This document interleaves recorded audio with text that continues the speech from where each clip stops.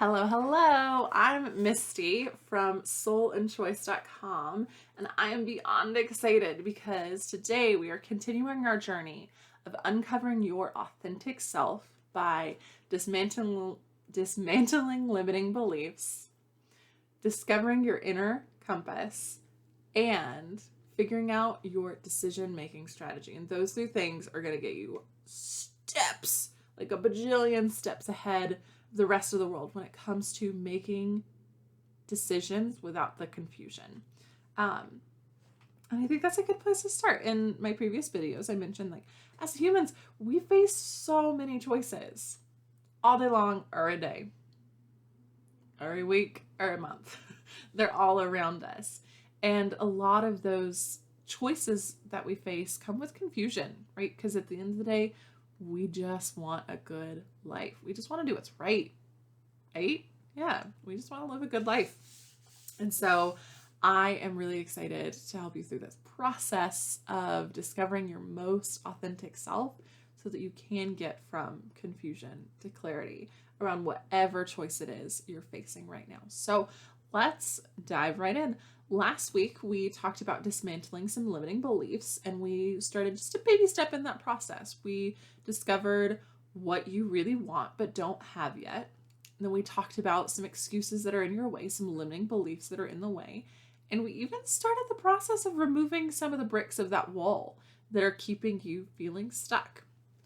So today, we're going to look at your inner compass.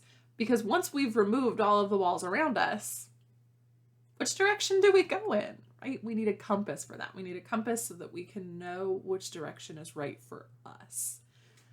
Yeah, and I love that. I love this process, especially this step, because in a lot of ways, we've given our power to other people's compasses. We've decided that, well, I don't really know what's best for me.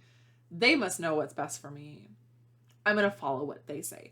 But our inner compass, like that may not be bad advice, but our inner compass, if it isn't lined up, then it's not what's really right for us. So in a lot of ways, discovering your inner compass is a way to reclaim your own power and start leading the life that you really want to lead. So I love this. So as we're talking about the process of uncovering your own inner compass, it may sound really familiar to the work that Danielle Laporte did, or Laporte. I'm not sure how you pronounce her name. I found this book years ago, and it is amazing. It informs almost everything I do with my life still. Like, it's so good. In this book, she calls your inner compass what I call your inner compass. Danielle calls your core desired feelings, but they are basically the same thing, because this little paragraph right here says, knowing how you want to feel is the most potent clarity you can have. And generating those feelings is the most powerful thing you can do with your life. Knowing how you want to feel is the most potent clarity you can have. And I love that. That's what we want. We want to move from confusion to clarity. And if the most potent clarity is knowing how you want to feel, then my goodness, we should do that. We should figure out how you want to feel. So the easiest way to do this is just a values exercise. So take some time. One, you can get her book, and it walks you through the entire process, a whole juicy, beautiful process of figuring out your core desired feelings, or like I said, I call them your inner compass. But a shorthand version would be just to Google a list of values and start circling, like print it off and go through the list, cross off the things that you're like, no, that's really not important. Circle the things like, yes, I'm interested in that. And then keep narrowing it down until you get to like 3 or 5. Some people end up with just 1, like they know. Some people have 7 because they need more flexibility. But you want 3 to 5 core desired feelings. And once you have that, that becomes your compass for all the decisions you make in life. It becomes like a checklist. So for example, one of my core desired feelings, I'll give you a hint, this is the entire reason my business exists. I told you this book informs everything that I do. My 3 values on my inner compass are authenticity, brilliance, and clarity. Yeah, kind of cheated there. And that's because I want my life to feel authentic. I want my life to feel brilliant. I want my life to feel like it has clarity. And it's so easy now as I'm building my business, as I'm deciding to start a relationship, end a relationship, as I'm figuring out whether I want to move into a different job, if I'm figuring out if I want to partner with someone on a different venture. All I have to do is answer, does it make me feel authentic? Does it move me closer to authenticity? Does it make me feel brilliant or move me closer to my brilliance? Do I feel like I have clarity around here, or do I feel like I will have more clarity if I follow this path? Yes, yes, yes. Done. I'm doing it. It's that easy. And luckily it's an odd number. So if it's 2 out of 3, I'm probably going to head that direction. It feels good for me.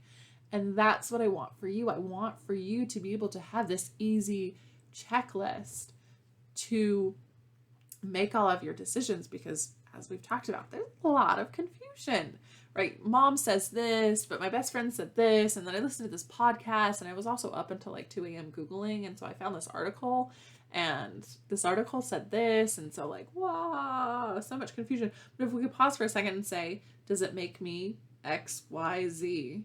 Yes. Done. Wouldn't that be so great for your life? How many decisions could you make with confidence, with clarity, if you had your values, however many numbers there are?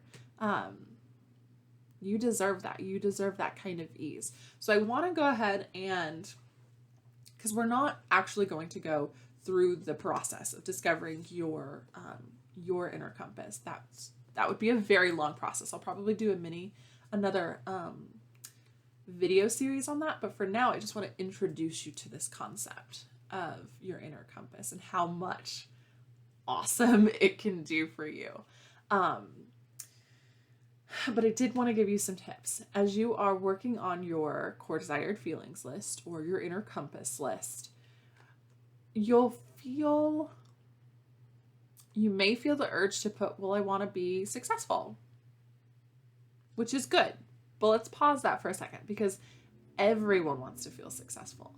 And what we're really looking for is your version of success. So my version of success is brilliance. If I feel brilliant, I know I've made it, right? If a TED Talk makes me feel brilliant, if these videos make me feel brilliant, if having a fantastic business makes me feel brilliant, that's my version of success. I feel brilliant. I am successful. And so as you are listing these words, I want you to be very careful about some of those everyone wants it words. So everyone wants success. Everyone wants to feel accomplished. But we're really looking for juicier words here. And I want you to own that. I give you permission to want whatever feelings you want. If you want to feel spicy, then by all means, you feel spicy.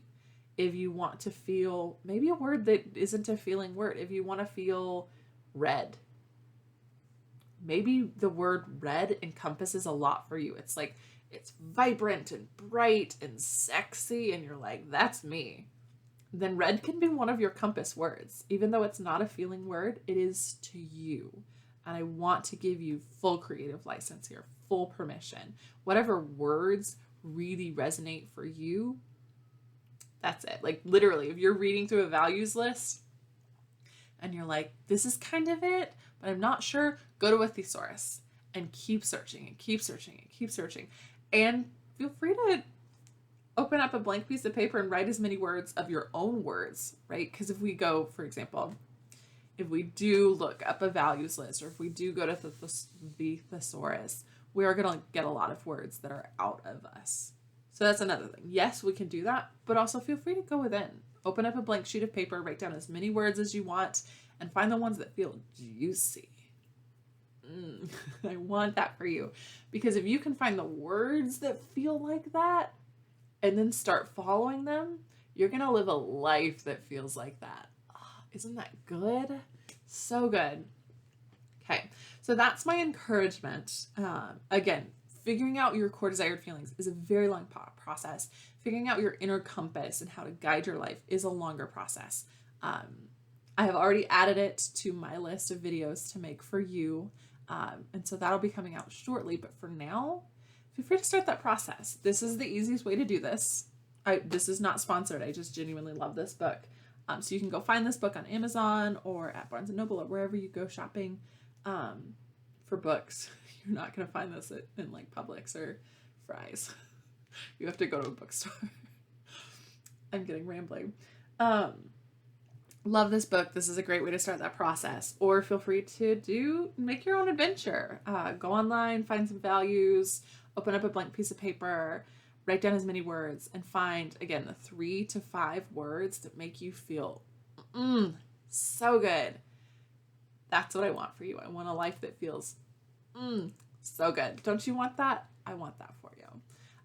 So last week we talked about dismantling some of your limiting beliefs. So we've knocked down some of those walls.